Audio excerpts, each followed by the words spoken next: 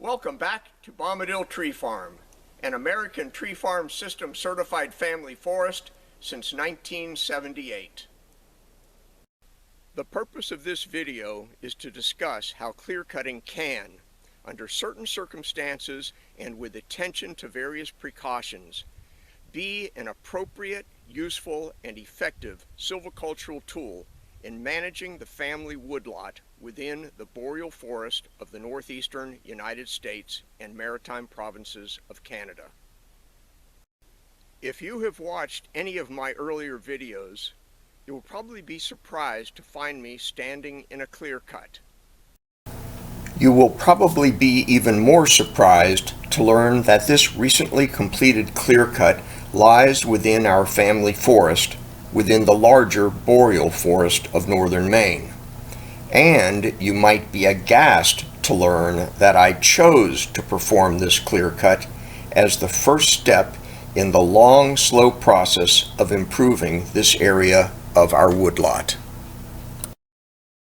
I think my decision will make more sense to you when we look at a couple satellite views of our 213-acre woodlot.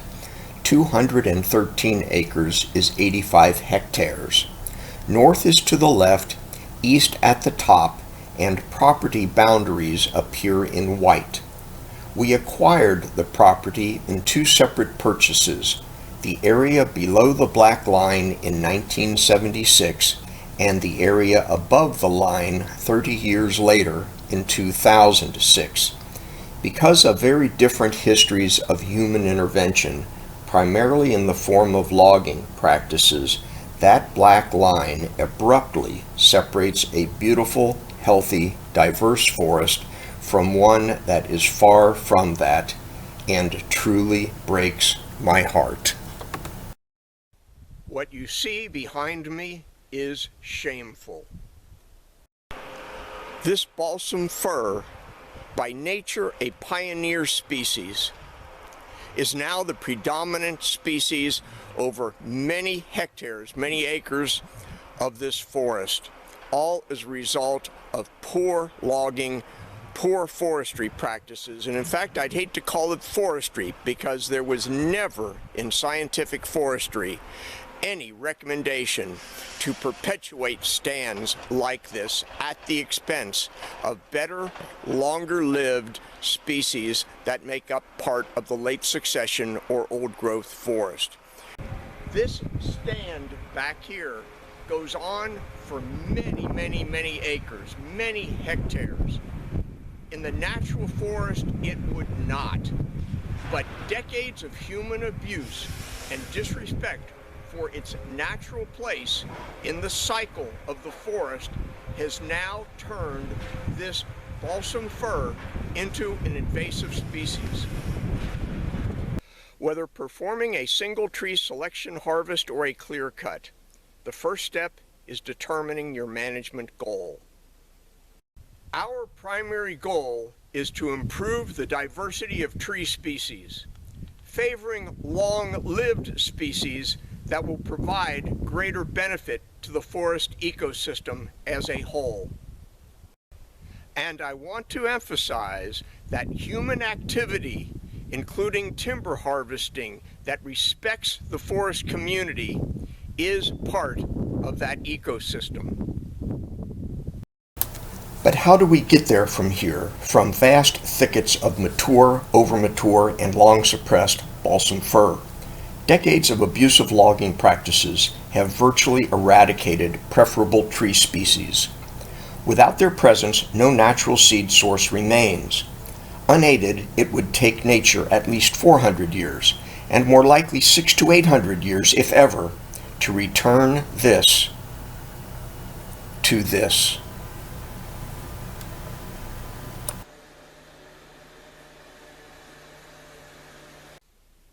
I'd like to take a few minutes to dispel a common misunderstanding, a fallacy with dire consequences that very likely contributed to the degradation of a once vibrant, diverse forest into this thicket of predominantly overmature and suppressed balsam fir.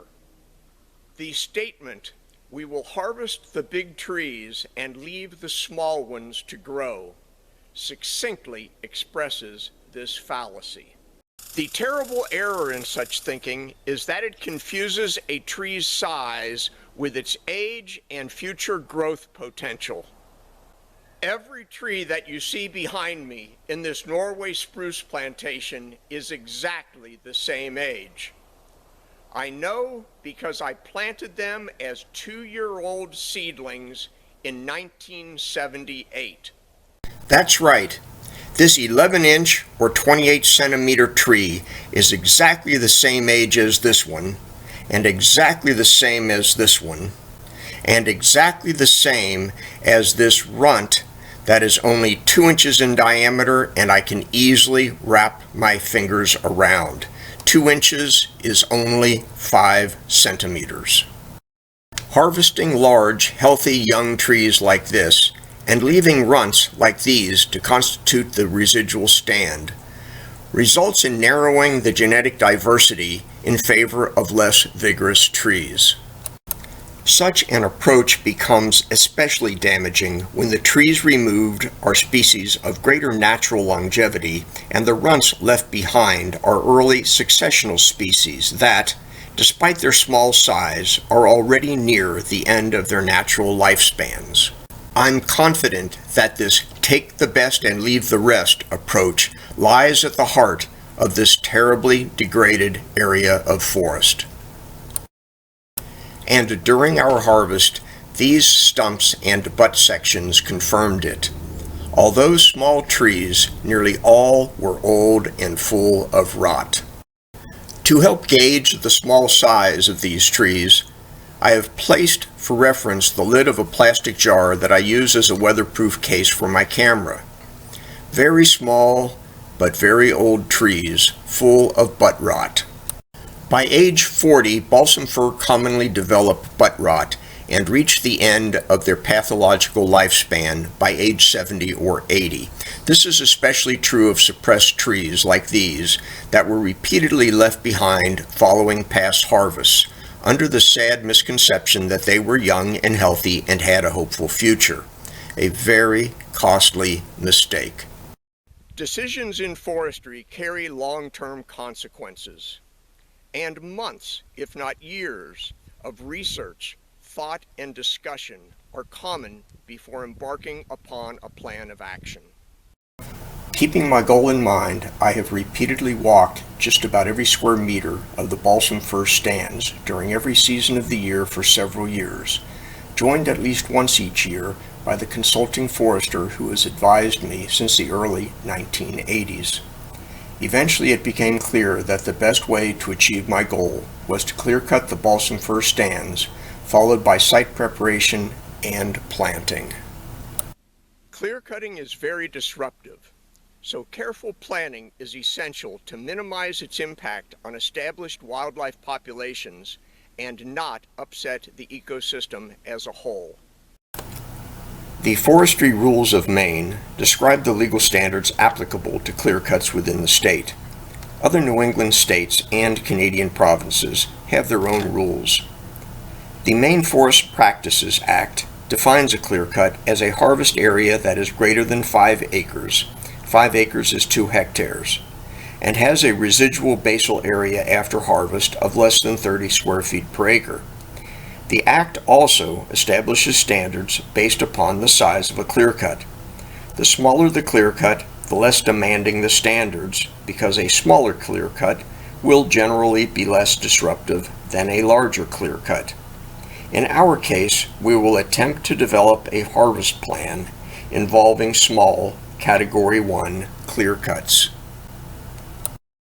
The harvest is only one component in achieving our goal, and it would be reckless to initiate it without also exploring site preparation and planting options and have a comprehensive plan in place. After a little shopping around, I located a woodlot management service with expertise in all facets of what I wished to accomplish. We then patiently began a 2-year voyage of exploration that led to a comprehensive plan. After that, we were ready to focus on step 1, the harvest, develop a harvest plan, and negotiate a contract. Let's look again at our satellite imagery. We knew that this area was predominantly balsam fir thicket, and we would like to clear cut and replant it. The same goes for this area. Predominantly a balsam fir thicket that we would like to clear, cut, and replant.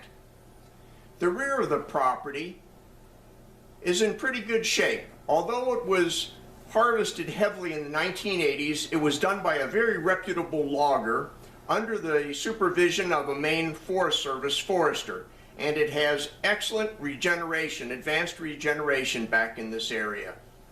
So we are going to stay out of this. This is doing well by nature's hand alone. Running down through here is an ephemeral flow area. The ground is wet most of the year. There's no open channel, brook channel. It does have flow just during the snow melt in the spring. However, it is soft ground, very sensitive soils, and we will stay out of this completely. There's an old logging road from back in the 1950s that runs in this area through here. This is an aerial photo from the 1960s that shows that old logging road rather well. This is what we call a winter road that is simply made by knocking out the stumps, smoothing off the surface, and waiting for it to freeze. To reuse it 60 years later, all it took was a little freshening up and a truck turnaround bulldozed at its far end.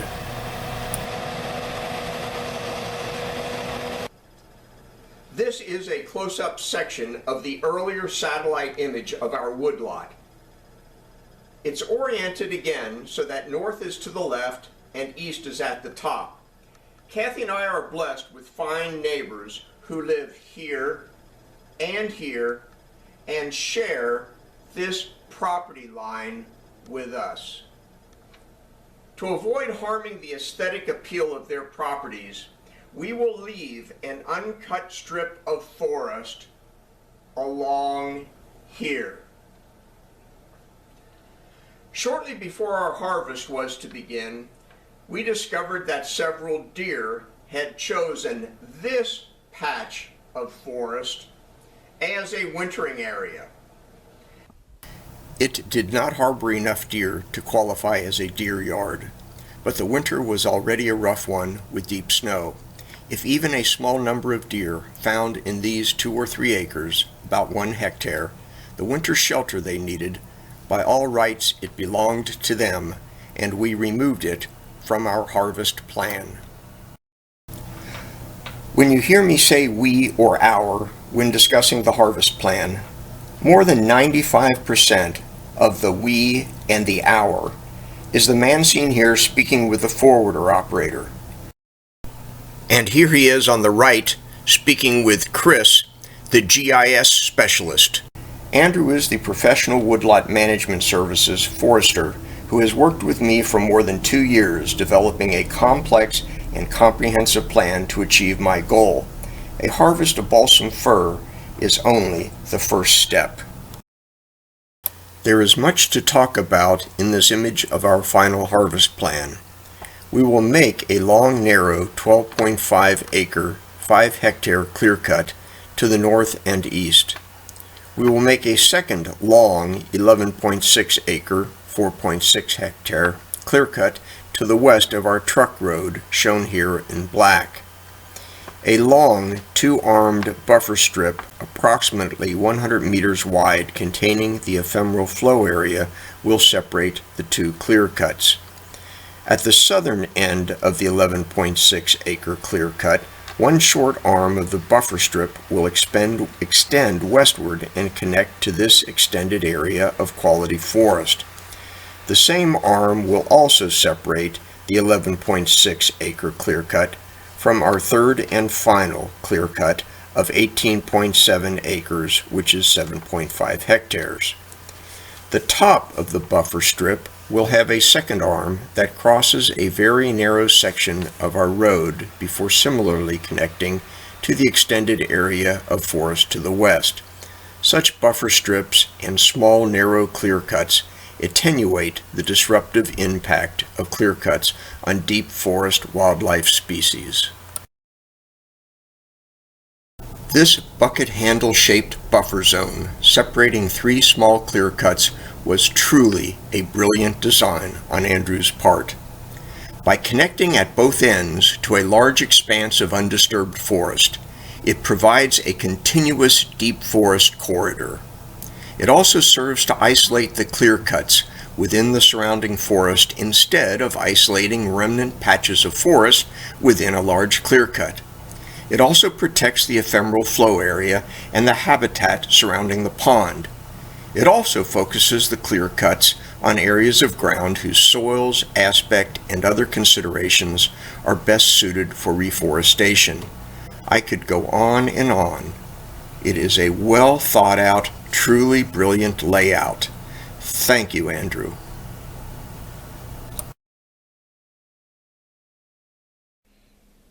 In order to better illustrate our harvest plan, I jumped ahead and showed you aerial images of the completed harvest. Now we need to back up and discuss how we got there. We need to discuss the harvest itself. It would take me years with my chainsaw and tractor to clear cut these extensive thickets of small, low-quality, over-mature, and long-suppressed balsam fir. Luckily, mechanical logging systems do exist that are suitable for efficient harvest of such dense stands of small trees. After thought and discussion, we decided upon a three-component system. First will be a track-mounted feller buncher, followed by a whole tree processor, and bringing up the rear, a forwarder. Troy Condon owns and operates the feller buncher. In this scene, shot on a big landowner's harvest several miles west of Bombadil Tree Farm, Troy demonstrates the various movements of the harvester head.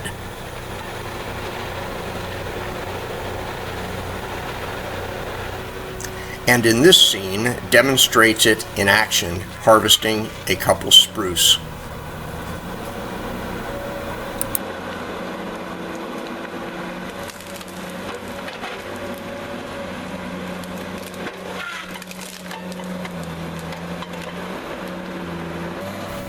And here he is, just getting started in what will be the middle clear cut on Bombadil Tree Farm. Troy is more than a skilled machine operator. His resume includes a degree in forestry from the University of Maine and is also a certified logging professional.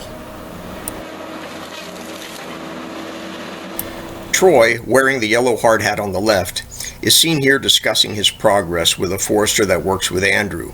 The man on the right wearing the hard hat and orange safety vest, and with Ken, my consulting forester, standing with his back to the camera. Our third clear cut of 18.7 acres, 7.5 hectares, differed from the other two in that several fir thickets were interspersed among small patches of quality late successional species, forming something of a crazy patchwork quilt pattern. This is one such patch of predominantly well-formed pole-size maple and yellow birch. Aware of my ultimate management goal, Troy applied his professional judgment in this harvest block, carefully working around many small patches of quality trees. He also left this lone white pine as a seed tree.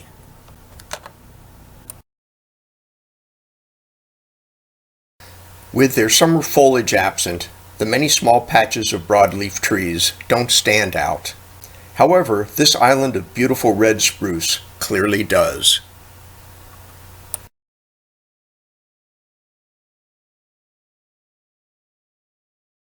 Eastern hemlock has very high wildlife value and commonly lives to 400 years or more. As hemlock nears the northern end of its natural range, its lumber tends to be of very poor quality. That is what probably saved these few trees from previous loggers. Their presence fits perfectly with my ultimate management goal, and Troy harvested the dense balsam fir within which they stood, sparing the hemlock from any damage. Following Troy's feller buncher comes the processor, owned and, along with 2 employees, operated by Justin Voisin. By the way, when Justin named and incorporated his business, his son was only 1 year old and is still a child today.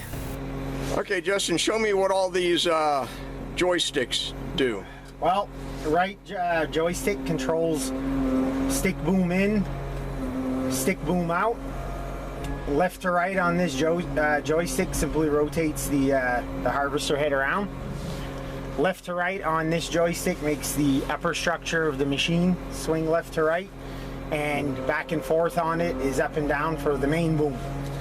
There's a trigger located here. One opens the head, meaning the feed wheels and the delimbing knives at the same time. When you squeeze that trigger, everything closes up. Like that.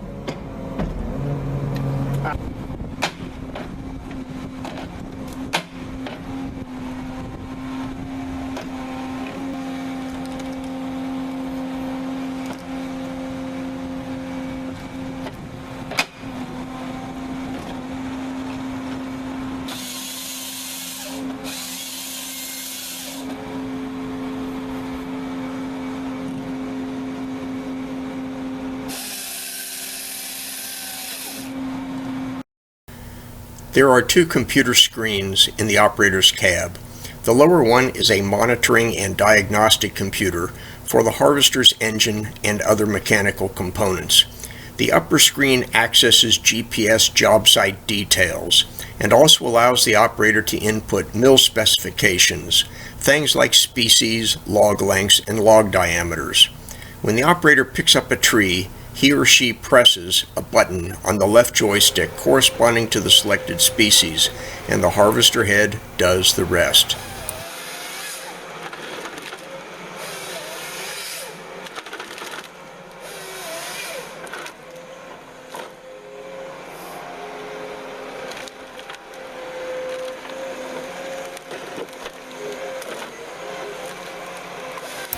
Even after cutting several chunks off of the bottom, this tree is so rotten that it has to be thrown away.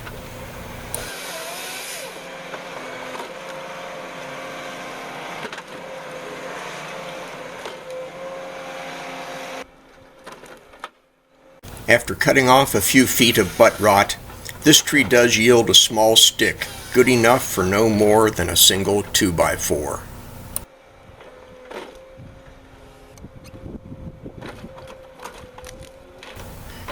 And this one doesn't even give that.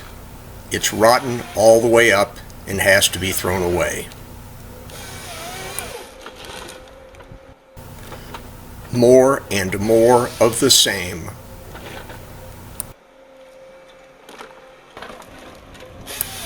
After cutting off several feet of butt rot, this tree yields a couple small sticks, maybe enough for 2 2x4s.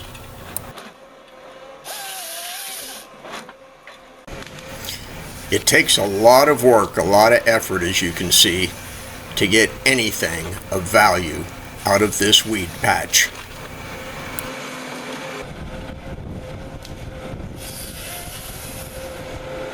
This scene shows how the operator drops logs suitable for the sawmill into bunches for easy collection by the forwarder.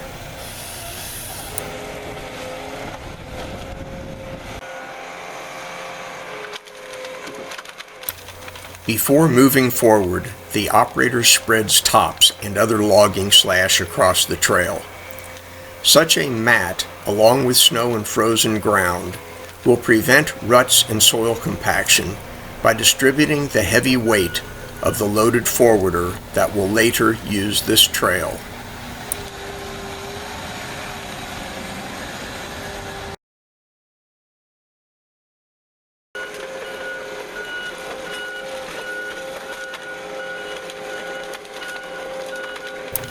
The third and final machine in our harvesting system, the forwarder, will now enter the clear cuts to collect trailside bunches of wood already prepared to accepting mill specifications by the processor.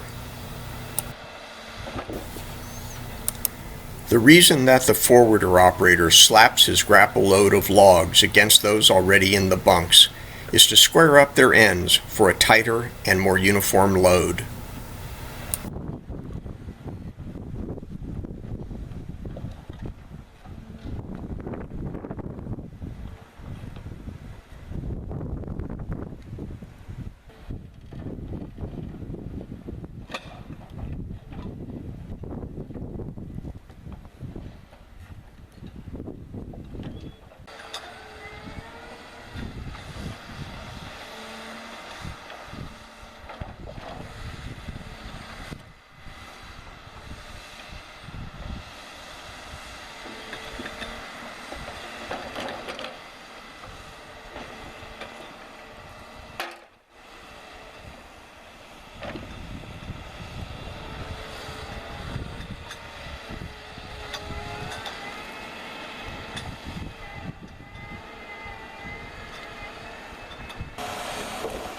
Notice how the operator's cab rotates in sync with that of the loader, providing optimal visibility and reducing operator fatigue.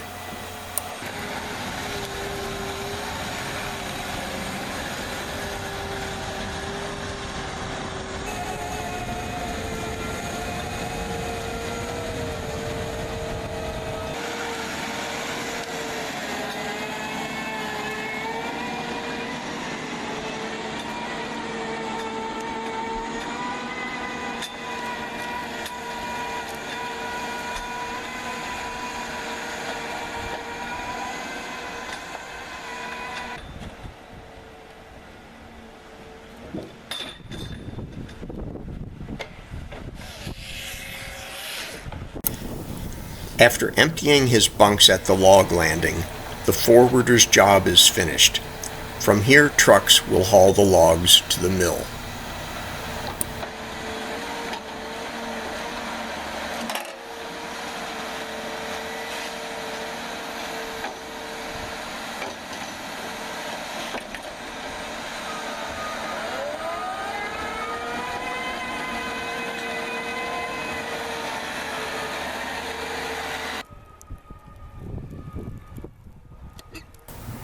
The feller buncher, processor, and forwarder are expensive, specialized, high-production pieces of equipment, and their owners need to run them long hours, commonly around the clock, in order to make a profit from their investments.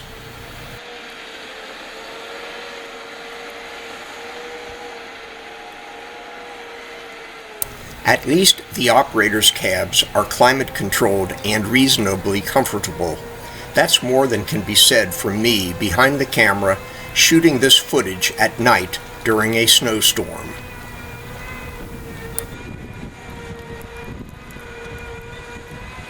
Employing the three-component mechanical harvesting system that you have just observed, we were able to obtain enough stud logs to make the harvest profitable, but Andrew's hand, fanned out across the end of one of the better logs in the pile, emphasizes how pitifully small even the better ones were.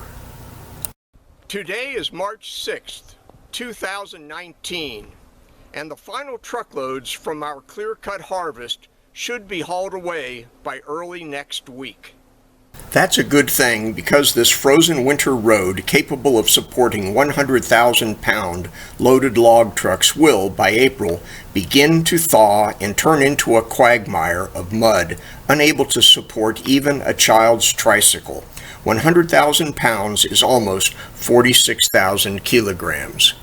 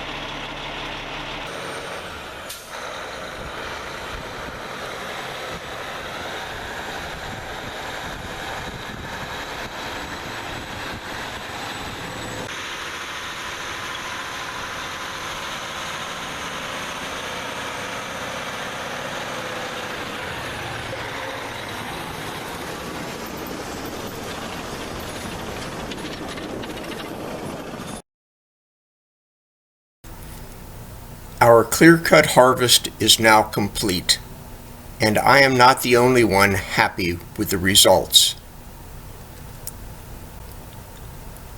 Snow came early this winter and continues to fall. It's very deep and deer throughout the region are starving. Moose are also having a hard time. Our clear cuts have provided a forage feast for many who make their home within our forest.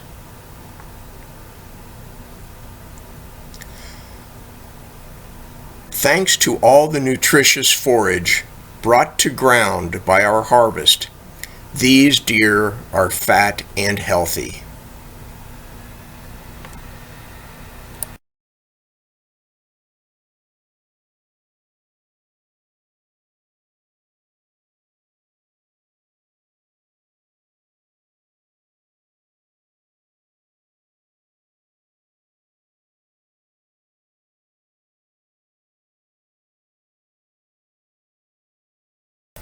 The packed skid trails make for easy travel, and every one of them is packed full of their hoof prints.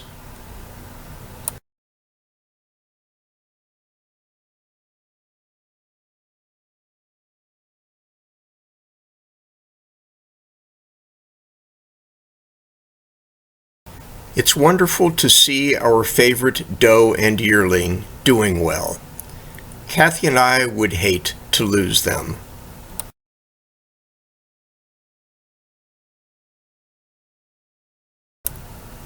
These are the deer from within the winter shelter area that we excluded from our harvest plan. And here is their winter shelter area seen from the air. And here is a moose that I surprised and startled away from his feast. No problem. With all this food here, he'll return. Beyond the edge of the clear cut that you see less than 100 meters behind me lies the well-managed, very beautiful woodlot that you've seen in my earlier videos. Let's take a walk over there and I'll show you what I hope this clear cut will look like someday. As soon as you step across the boundary, you enter a completely different forest.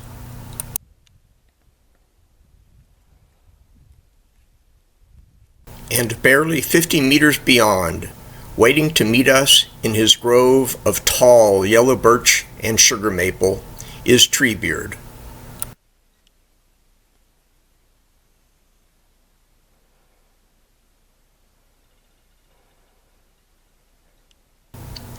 And only a few snowshoe steps beyond Treebeard's grove, we enter a mixed species grove of tall, healthy yellow birch, ash, maple, and spruce.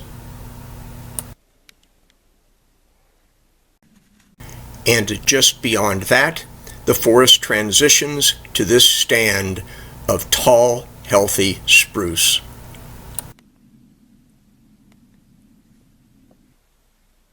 At the eastern side of that stand, we meet these grand matriarchs and patriarchs of the forest.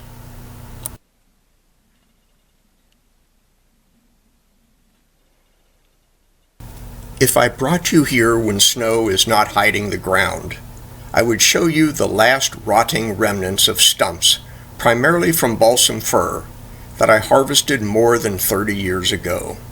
Yes, in nurturing this diverse stand of predominantly late successional species, nature received a little help.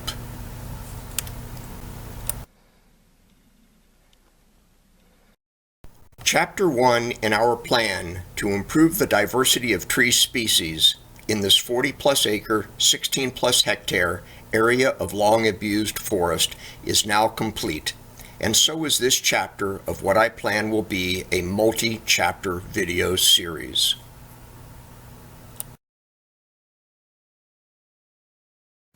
This coming summer and fall, I plan to begin site preparation, followed by planting tree seedlings in years 2020 and 2021.